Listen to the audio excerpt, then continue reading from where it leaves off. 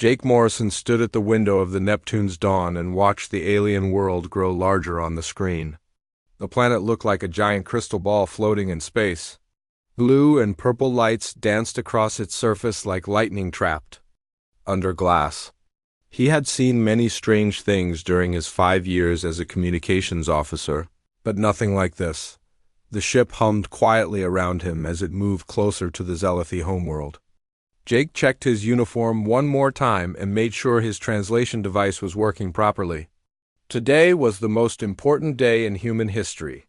They were about to meet an alien race that was smarter and more advanced than humans in almost every way. Captain Ryan Mitchell walked up behind him and put a hand on his shoulder. "You ready for this, Jake?" he asked.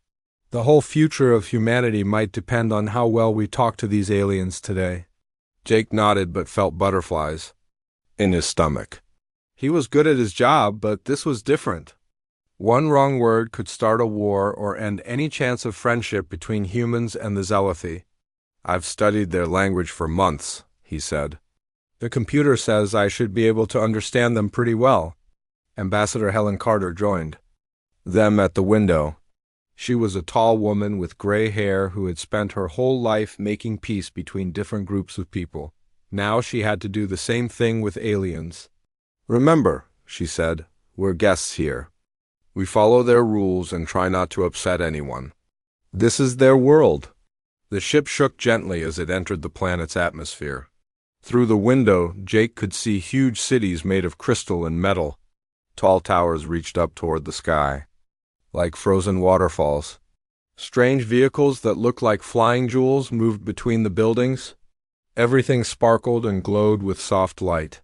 "Landing in 5 minutes," came a voice over the ship's speakers. Jake took a deep breath and walked to the meeting room where the rest of the diplomatic team was waiting. There were 12 humans total, all chosen because they were the best at what they did. Jake was the youngest at 26, but he had a gift for learning languages quickly. The ship landed with a soft bump. Jake could hear strange sounds from outside, musical notes that seemed to come from the wind itself. The Zealothi had said they would meet the humans at their ship, which was considered a great honor. Most alien visitors had to go to government buildings first. The airlock door opened with a hiss. Warm air flowed in, carrying smells like flowers and lightning. Jake followed Ambassador Carter down the ramp and onto the crystal platform where their ship had landed. The ground felt warm under his feet even through his boots. A group of Zealothi waited for them at the bottom of the ramp. Jake had seen pictures, but seeing them in person was completely different. They looked like people, but their skin was covered in small crystal scales that changed color as he watched. They were tall and thin with large eyes that reflected light like mirrors. Their clothes looked like they were made from liquid metal that moved and flowed as they breathed. The lead Zealothi stepped forward. His scales were mostly silver with lines of gold running through them. When he spoke, his voice sounded like music. "Welcome to our world," he said in perfect English. "I am High Counselor Vex. We are honored to meet the humans at last." Ambassador Carter stepped forward and bowed slightly. "Thank you for welcoming us," she said. "We come in peace and friendship, hoping to learn from each other." As the formal greetings continued, Jake noticed one of the younger Zealothi standing slightly behind the others. Her scales were mostly blue-green with flashes of purple that seemed to dance across her skin. She kept looking at the humans with obvious curiosity, and Jake could see her scales changing color as different emotions crossed her face. "High Counselor." Vex gestured toward her. "This is Lyra, one of our most gifted scientists. She will serve as your cultural guide during your visit. She has studied your people extensively and speaks your language very well." Lyra stepped forward, and Jake noticed that her scales suddenly turned a nervous purple color. She seemed shy about meeting so many aliens at once. "Hello," she said, and her voice was softer than the High Counselor's but just as musical. "I am very excited to learn about human culture." Jake smiled at her. There was something about the way her scales kept shifting between purple and blue that reminded him of someone blushing. It was actually kind of adorable. Without thinking, he said, "You look really cute when you're nervous like that." The moment The words left his mouth, everything changed. Lyra's scales flashed bright gold and stayed that way. She made a sound that was half gasp and half musical note. The other Zealothi suddenly went very still, and their scales all turned different shades of surprise and confusion. High Counselor Vex stared at Jake with wide eyes.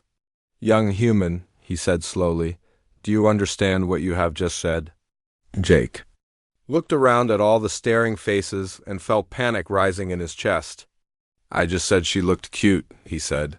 "That's a compliment in human culture. It means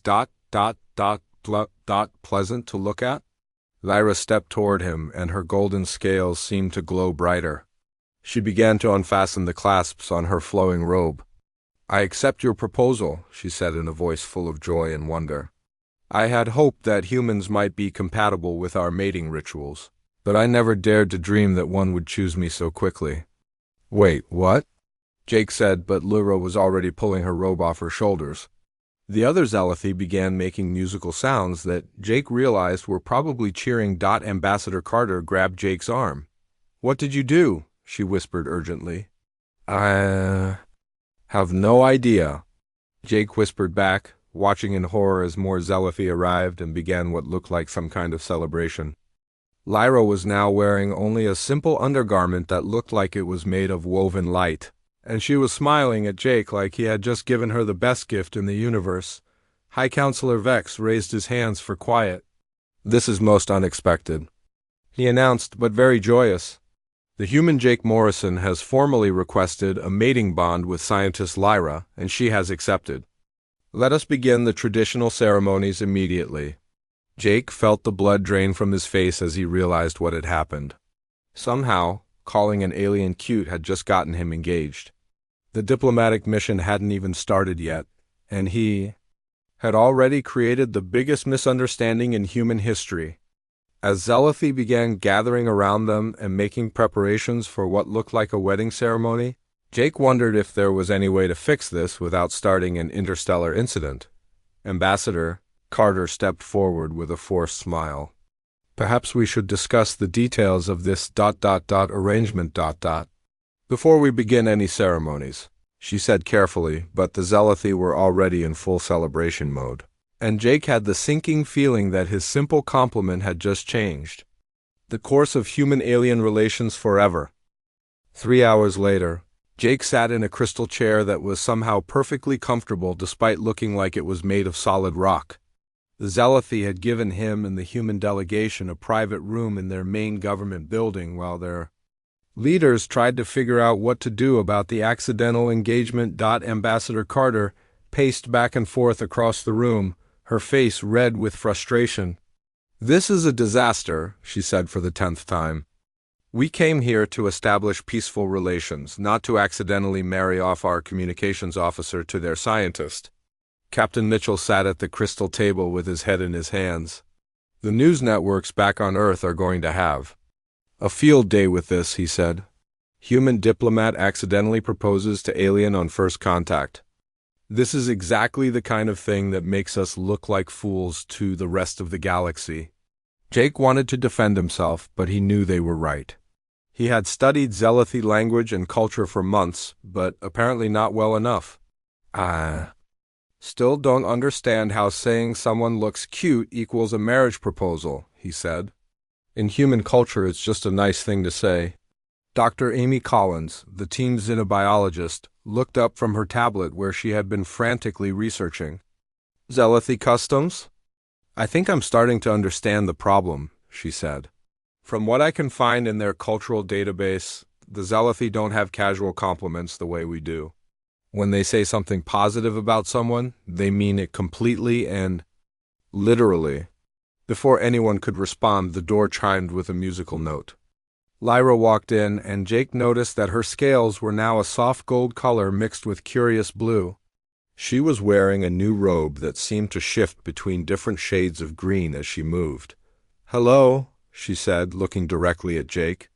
"I hope I am not interrupting, but the High Council thought we should speak together before they make their decision about our bond." Ambassador Carter forced a smile. "Of course, please sit down." We were just trying to understand exactly what happened. Out there. Lyra took a seat across from Jake, and he noticed that her scales turned a slightly darker blue. I think there has been some confusion, she said.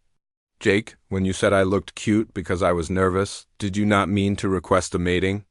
Bond with me? Jake shook his head quickly. No, not at all. In human culture, when we say someone looks cute, we just mean they look nice or pleasant. It's not a marriage proposal. We have lots of words that don't mean exactly what they sound. Lyra's scales shifted to a confused purple color. This is very strange to me, she said. Why would you say something you do not mean? In our culture, every word carries the weight of truth. When we speak, we say exactly what we intend. Doctor. Collins leaned forward with interest. So Zealothy never used sarcasm or jokes or casual comments?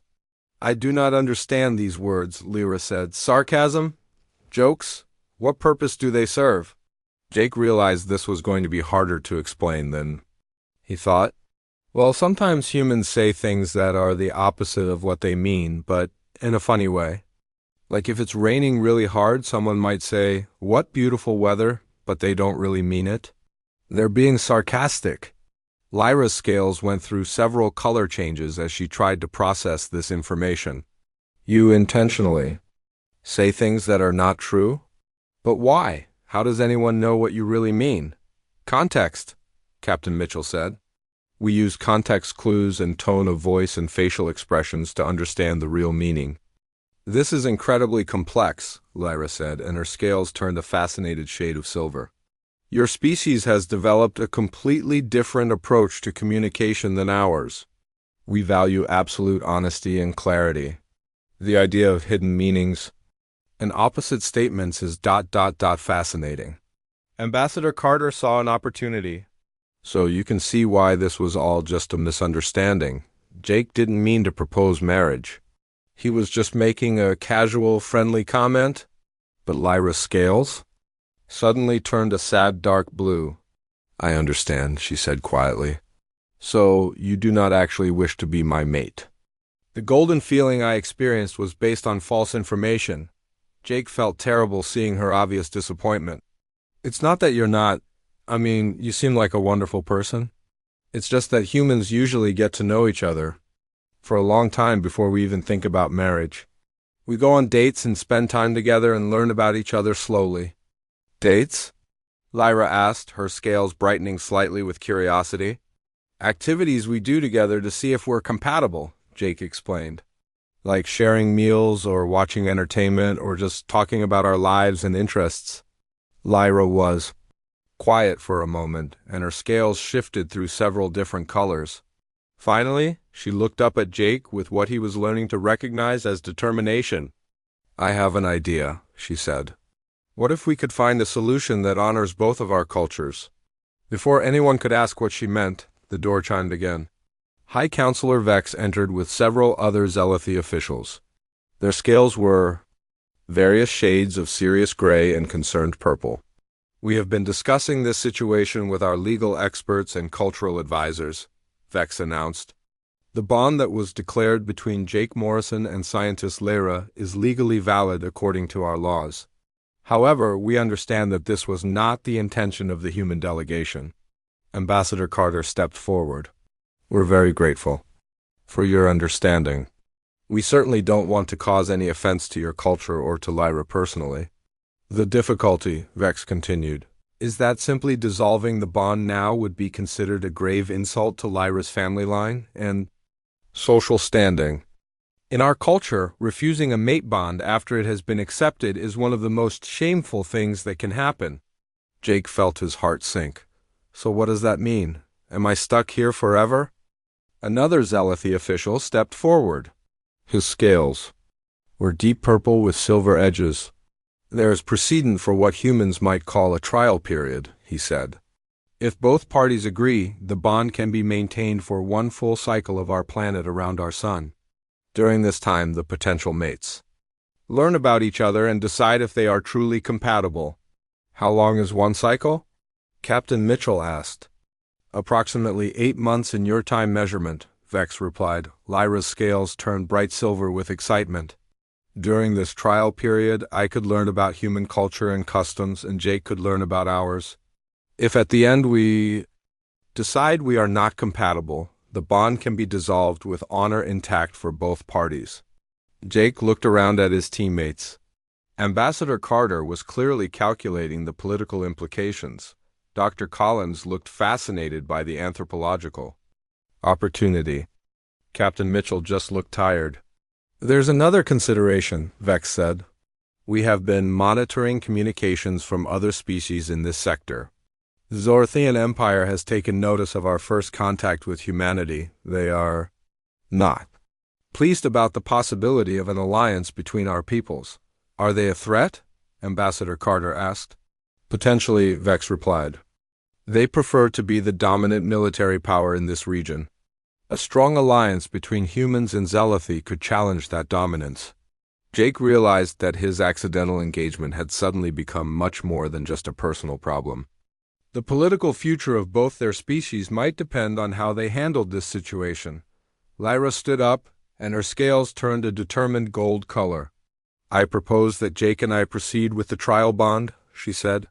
This will satisfy our cultural requirements and give both our species time to develop a real relationship.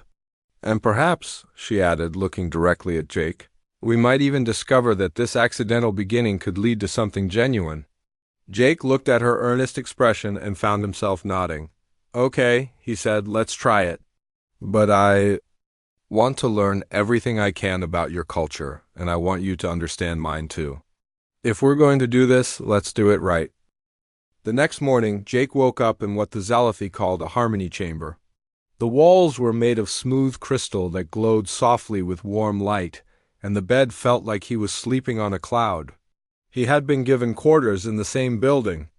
As Lyra, which was apparently traditional for bonded pairs during their trial period, a gentle chime woke him, and he saw Lyra standing at his door. Her scales were a nervous mixture of blue and purple, and she was carrying what looked like a crystal tablet. Good morning, Jake, she said. I hope you slept well. Today we begin the compatibility trials. The High Council has prepared a series of tests to determine if we are truly suited as mates. Jake sat up and rubbed his eyes. What kind of tests? Traditional Zealothi mating trials, Lyra explained, her scales shifting to a more confident silver. You must prove that you can provide for and protect a mate, and that you understand our cultural values. I must prove the same according to what we believe are human requirements. Jake got dressed in the fresh clothes that had been provided for him. They were made of the same flowing material as Zealothi garments, but cut in a human style. What exactly do I have to do? Lyra consulted her crystal tablet. First, you must navigate the crystal gardens without getting lost. This shows that you can find your way in our world and adapt to our environment. Then you must solve the mathematical harmony, which proves you can think in ways that are compatible with our logic. Finally, you must participate in the emotional bonding ceremony, where you share your true feelings without deception. That last one made Jake nervous. Zealothi valued complete honesty, and he wasn't sure he was ready to share his deepest thoughts with someone he had just met. And what do you have to do? Lyra's scales turned an embarrassed purple. I must prove I can understand and provide for human needs. Our cultural experts have prepared what they believe are appropriate tests for a human mate. I must prepare human food, understand human entertainment, and demonstrate knowledge of human social structures. Jake tried not to laugh at the thought of an alien trying to cook human food based on theoretical knowledge. Have you ever actually cooked anything before? Zealothi do not prepare food the way humans do, Lyra admitted. We consume nutritional crystals that provide perfect, balanced nutrition. But I have studied your food preparation methods extensively. They walked together through the crystal corridors toward the testing area. Jake noticed that other Zealothi they'd passed would look at them curiously, their scales changing colors as they observed the unusual pair. Some showed gold flashes of approval, while others displayed purple confusion. The crystal gardens turned out to be a massive maze made of transparent crystal walls. From the entrance, Jake could see the path twisted and turned through hundreds of passages, some going up and down as well as left and right. Floating platforms moved slowly through the air, and streams of colored light flowed along the walls like liquid electricity. High Counselor Vex met them at the entrance along with several other officials who would observe the trials. "Remember," Vex said to Jake, "this is not just about reaching the center of the maze. You must demonstrate adaptability, problem-solving, and respect for our environment." Jake stepped into the maze and immediately felt disoriented. The crystal walls reflected light in strange ways, making it hard to tell which direction he was facing. The floor felt warm under his feet, and he could hear musical sounds echoing from somewhere deep in the maze. He started walking, trying to map the passages in his mind the way he had been trained during his military service. But this was unlike any maze he had ever seen. Some passages led upward through crystal tubes, while others seemed to bend in directions that shouldn't. The possible. The walls changed color as he walked, responding to his presence in ways he didn't understand. After an hour of wandering, Jake realized he was completely lost. He sat down on a crystal bench and tried to think. The Zealothi valued harmony and balance, so maybe the solution wasn't about forcing his way through, but about working with the maze instead of against it. He stood up and instead of trying to control his direction, he let himself follow the flow of the colored lights in the walls. When the lights moved upward, he found floating platforms that carried him up.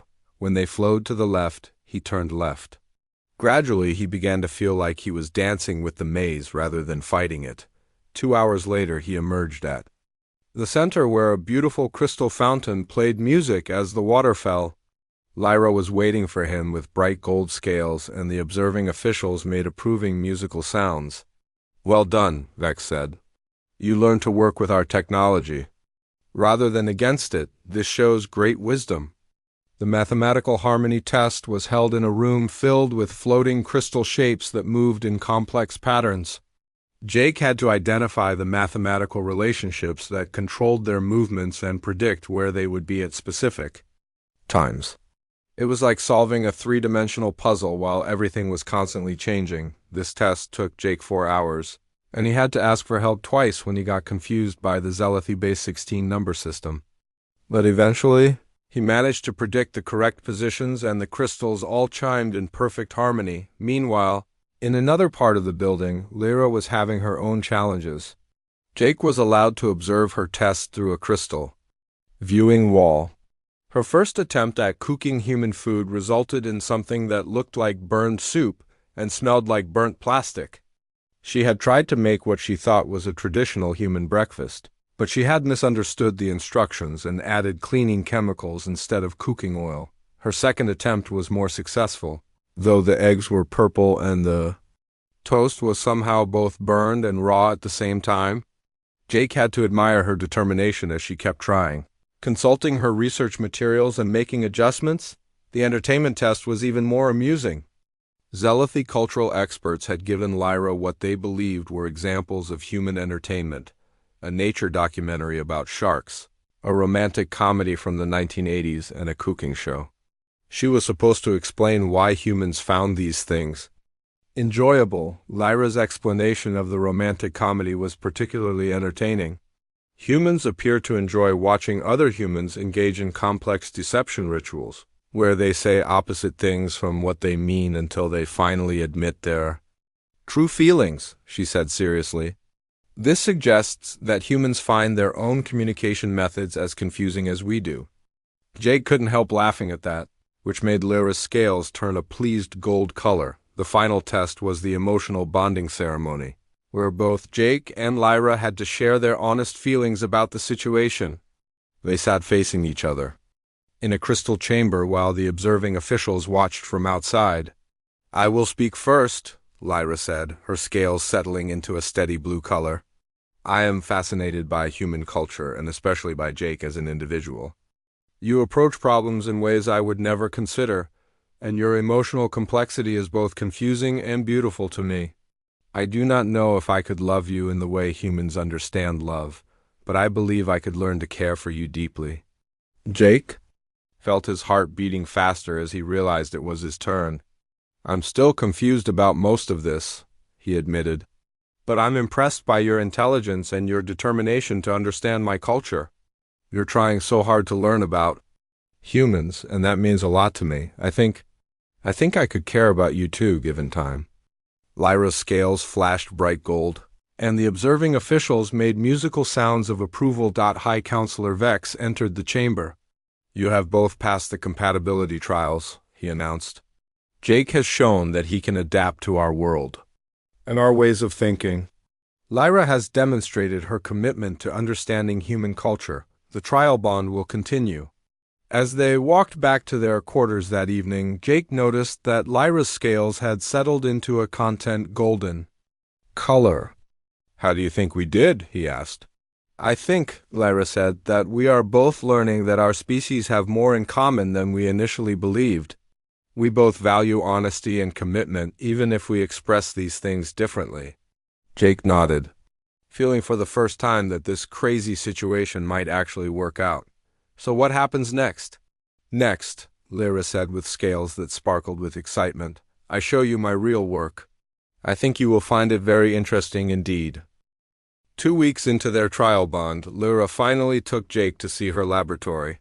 The building was located deep underground, accessible only through crystal tunnels that seemed to grow naturally from the rock. As they descended, Jake noticed that the walls pulsed with gentle blue light, like a heartbeat made of electricity. "My research is classified at the highest levels," Lyra explained as they walked. Her scales showed excited silver patterns mixed with nervous purple. "But since you are my trial mate, the Council has given permission for me to share it with you. I think you will understand why this work is so important." The laboratory was unlike anything Jake had ever seen. The main chamber was huge, filled with devices that looked like they were grown rather than built. Crystal formations reached from floor to ceiling, connected by flowing streams of light that moved like liquid. In the center stood a massive structure that hummed with power. "What is it?" Jake asked, staring at the central device. "An interstellar communication array," Lyra said proudly. "But not like anything your people or mine have built before. This system can send messages instantly across any distance, even to other galaxies." Jake's eyes widened. Instant communication across interstellar distances was something humans had only dreamed about. "How is that possible?" Lyra moved to a control panel that responded to her touch like it was alive. "Traditional communication uses electromagnetic waves that travel at light speed. This means messages take years or decades to reach distant stars.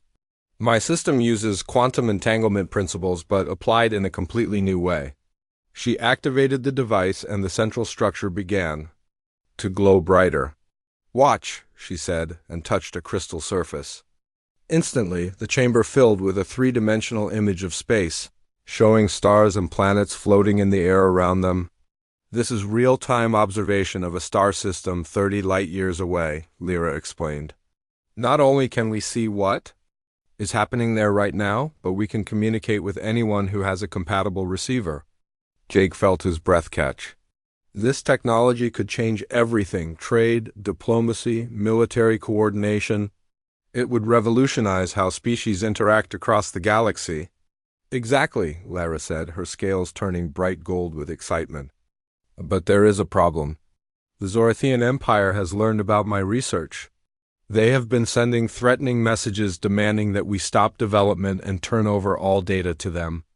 Before Jake could respond, alarms began sounding throughout the facility. The crystal walls flashed red, and Lyra's scales turned alarmed orange. High Counselor Vex's voice echoed through the chamber. "All personnel to emergency stations. Zorathian ships have entered our system and are demanding immediate surrender of the human delegation and all communication technology research." Jake and Lyra rushed to the surface, where they found chaos. Zealoty officials were running between buildings, their scales flashing urgent colors. In the sky above, dark shapes moved against the stars, Zorathian warships that looked like massive metal spears. Ambassador Carter met them at the government building. The Zorathians are demanding that we leave immediately, and that the Zelathi hand over all advanced technology research, she said grimly. They claim that any alliance between humans and Zelathi represents a threat to galactic stability. Captain Mitchell joined them, his face grim. Our ship is armed, but we're outgunned at least 10-1. The Zelathi have defensive systems, but they're not designed for this kind of massive assault. High Counselor Vex approached with several other officials. Their scales were showing stress patterns Jake had never seen before, rapid flashes of red and purple that looked almost painful. The Zorathian commander is demanding that we dissolve your trial bond immediately and surrender scientist Lyra's research to them. They claim that advanced communication technology in the hands of primitive species is too dangerous to allow. Jake felt anger rising in his chest. The Zorathians were trying to use their military power to steal technology and break up the growing friendship between humans and Zelathi. It was exactly the kind of bullying that made him furious. There has to be another way, he said. Humans don't give up when bullies try to push us around. Lyra's scales suddenly shifted to bright silver, the color Jake had learned meant she was having an important idea. Jake, you said that humans value adaptability and unconventional solutions, right? Right, Jake said, wondering where she was going with this. The Zorathians are expecting us to either fight or surrender, Lyra continued. Their culture is based on rigid military hierarchy and predictable responses. What if we do something? They cannot anticipate? Ambassador Carter looked interested. What do you have in mind? Lyra turned to Jake with scales that were now brilliant gold.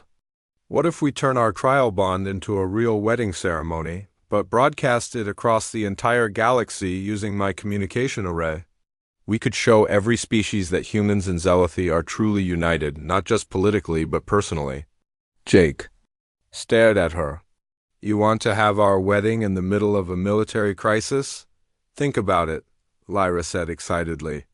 The Zorathians are trying to break us apart because they fear what we might accomplish together. If we show the entire galaxy that we are not afraid, that we are committed to working together no matter what threats we face, it sends a completely different message. Dr. Collins, who had been listening, suddenly perked up. It's actually brilliant. From an anthropological perspective, most species expect either submission or aggression in response to military threats. A celebration of unity would be completely unexpected. Captain Mitchell frowned. But what about the immediate military threat? They have enough firepower to destroy this entire planet. Jake looked at Lyra, then at the concerned faces around. Suddenly he knew what they had to do. We use the wedding as a cover for something else, he said. While we're broadcasting our ceremony, we're also demonstrating the communication technology to every advanced species in the galaxy. We show them what the Zorathians are trying to steal and ask for help. Lyra's scales turned brilliant gold. Yes. We turn the wedding into a galaxy-wide demonstration of cooperation and advanced technology. Other species will see what the Zorathians are really after, and they will understand that this affects everyone. High Counselor Vex looked uncertain. This is an enormous risk. If other species decide the technology is too dangerous, they might join the Zorathians against us. Or, Ambassador Carter said slowly, they might decide that the Zorathians are the real threat and come to our aid. It's a gamble, but it might be our only chance. Jake took Lyra's hand, noticing that her scales felt warm and smooth. Are you sure about this? Getting married for real? I mean, not just the trial bond. Lyra looked into his eyes, and her scales settled into a steady, confident gold. I have learned much about human culture in these past weeks, she said. One thing I have learned is that humans make their most important decisions not just with logic, but with their hearts. My heart tells me that you are a good person, and that together we can accomplish things neither of our species could achieve alone.